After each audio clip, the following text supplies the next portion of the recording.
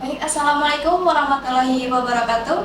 Selamat datang di podcast kami SMK Bina Karya 2. Untuk podcast kita hari ini yaitu membahas tentang yang lagi viral di sosial media, yaitu perundungan atau bullying. Bersama narasumber kami yaitu Bu Haji Fitria Hayati Mukus, SOSMM. Eh, kita selamat datang Bu di podcast Ya, terima ini. kasih. Nah, untuk di tahun ini banyak sekali pembulian baik itu secara verbal maupun non verbal.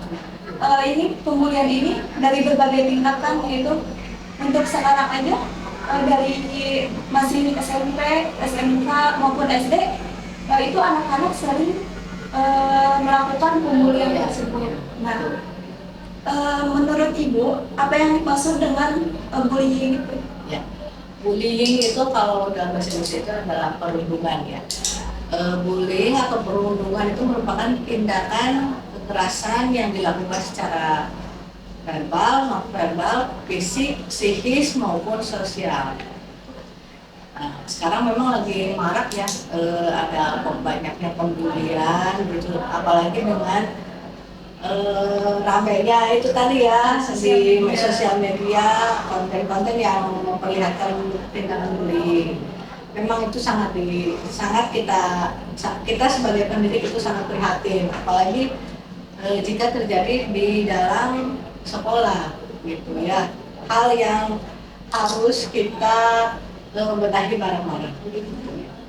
Bahkan untuk sekarang ini banyak yang sengaja menyebarkan video tersebut ke sosial media, sehingga mungkin banyak warga yang berpartisipasi atau prihatin akan terjadi peristiwa tersebut. Betul, betul. Jadi dengan maraknya di sosial media itu tadi ya, menjadi perhatian banyak orang, menjadi perhatian orang tua, murid gitu ya, sesama murid, dan kita juga sebagai pendidik itu otomatis dan menjadi perhatian bullying itu kan, karena dampak yang terjadi ketika terjadi pembulian di sekolah itu ya sangat membekas dan sangat luar biasa.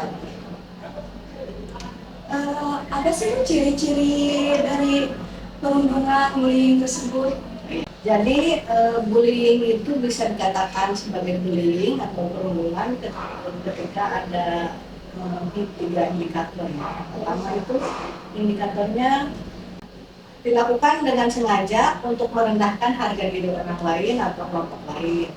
Kemudian yang kedua itu cirinya dilakukan berulang. Nah, kemudian yang indikator ketiga itu adanya ketidakseimbangan kekuatan atau kuasa antara korban dan pelaku. Jadi maksudnya yang tadi itu indikator pertama kan dilakukan dengan sengaja untuk merendahkan harga diri orang lain atau kelompok lain. Jadi si pembuli ini udah sengaja dia ingin merendahkan atau menjatuhkan korban. Yang kedua itu dilakukan secara berulang, jadi tidak cukup sekali. Dan yang ketiga itu dia adanya ketidakseimbangan antara korban dan pelaku. Maksud dari ketidakseimbangan di sini adalah misalkan si pelaku itu lebih tinggi, lebih besar, dan korban bulinya badannya kecil, atau si pelaku misalkan lebih pintar, korbannya lebih ya mungkin inilah bisa dikatakan mungkin merasa lebih pintar si pelakunya. Nah, kemudian mungkin juga ada yang merasa lebih kaya, jadi dia melakukan bullying terhadap korbannya yang lebih rendah, begitu ya. Yang biasanya untuk yang menjadi korban itu dia kan Ya, melihat dari si yang membuli dia badannya besar, ya, saya jadi nggak bisa melawannya, jadi takut. Ya, memang ya begitu. Biasanya korban bullying itu dia takut untuk speak up karena yang melakukan itu bullying biasanya banyak, satu grup misalkan ya sementara korban hanya satu. Kemudian atau ada ancaman-ancaman yang dilakukan oleh si pelaku sehingga menyebabkan korban tidak berani untuk berbicara. Itu dampaknya itu nanti gitu ya, sangat dalam sebenarnya ya nanti. Nah, begitu mungkin ya. Bagaimana cara mencegah bullying ini? Ya, untuk pencegahannya mungkin dengan disosialisasikan sanksi-sanksi di sekolah sehingga siswa itu tahu. Ternyata kalau melakukan bullying itu ada sanksi pidananya. Kalau sanksi pidana itu dari penjara 3,5 tahun atau denda sebesar 70 juta kalau nggak salah ya. Kemudian sampai kalau menyebabkan kematian itu bisa di penjara 15 tahun. Jadi ini benar-benar merupakan udah masuk ke tingkat kriminal gitu, jadi bisa dipidanakan, bukan hanya termasuk kenakalan remaja yang seperti biasa. Dari dilihat dari pembulian dari yang viral-viral ini, mungkin dari dampak dengan kita memberikan pendidikan moral kepada si pihak yang melakukan pembulian itu, apakah itu akan berdampak Bu kepada si pembulinya? Memang kalau ada tindakan bullying ini harus harus dilihat dulu ada keluarga yang melakukan tindakan bullying juga. Kenapa dia melakukan tindakan bullying tersebut ya? Kadang ada anak yang melakukan tindakan bullying itu berlatar belakang keluarga yang memang terjadi KDRT ya, iya kurang kasih sayang ya, terus tidak percaya diri juga bisa. Dia ngerasa tidak percaya diri, akhirnya untuk membangkitkan rasa percaya dirinya dia membuli orang lain gitu ya. Kemudian penyebabnya melihat orang tua yang sering bertengkar itu juga bisa ya, menjadi pelampiasan dia ke si korbannya ya. Makanya kalau bisa sih ya di rumah itu harus untuk menciptakan generasi yang berkualitas. Orang tua juga memang harus di rumah saling support ya tadi itu tidak memperlihatkan pertengkaran di depan anak ya, atau tidak ada KDRT dalam rumah tangga ya, atau juga pola asuh orang tua yang tidak sehat.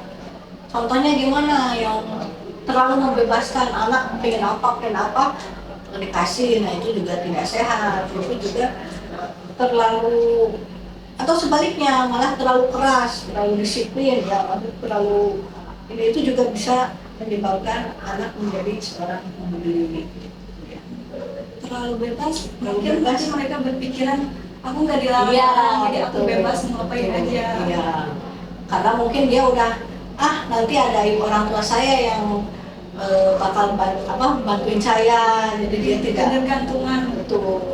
Jadi nggak apa-apa, nanti diberesin sama orang tua saya, mungkin seperti itu. Kalau ada kejadian biasanya ya kalau terlalu dimanja anaknya ya seperti itu, tidak ada batasan.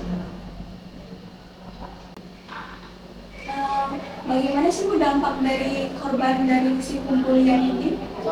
Korban bullying ya, pastinya mereka akan mengalami gangguan emosional, yang mental, stres, depresi, itu pasti ya.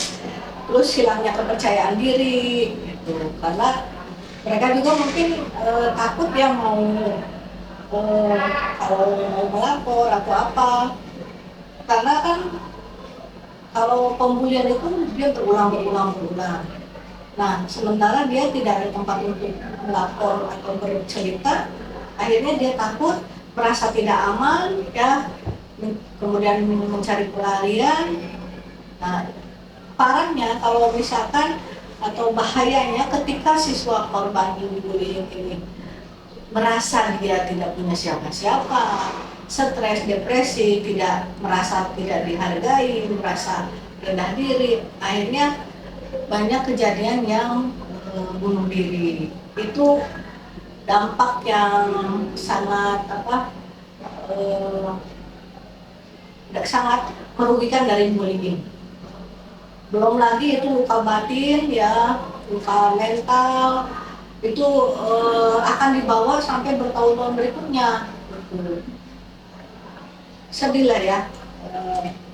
Itu tidak untuk menghilangkan dari trauma bullying itu, nanti si korban juga perlu didampingi oleh psikolog ya, perlu kalau istilahnya mengobati trauma-traumanya.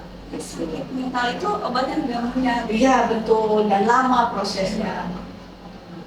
Apalagi kalau mereka nggak berani speak up dan pembuliannya itu disertai dengan verbal dan non-verbal, dengan cara mereka diancam, mungkin untuk mereka melakukan speak up itu benar-benar sulit. Iya, takut. Karena ada ancaman dari si pihak pembulinya. Iya, makanya sebegitu berat gitu ya akibat dari bullying ini, sehingga sekarang pemerintah melalui Kemendikbud juga menggalakkan sekolah bebas bullying. Jadi memang PR-nya satuan pendidikan itu sekarang ya mengantisipasi, menghindari ya untuk kejadian-kejadian seperti ini. Oke teman-teman, dirasa podcast kita hari ini sudah cukup, dikarenakan waktu kita juga terbatas. Saya ucapkan terima kasih kepada Bu Haji Fitria Esos MM. Untuk waktunya, saya benar ucapkan terima kasih sudah menghadiri podcast kali ini. Dan untuk teman-teman juga, terima kasih sudah menonton. Dan jangan lupa staycation terus di podcast saya SMK Bina Karya 2. Teman-teman juga bisa memfollow media sosial kami dimulai dari YouTube, TikTok, Instagram, Facebook. Nah, kalian bisa cari SMK Bina Karya 2 dan jangan lupa kalian memfollow media sosial kami.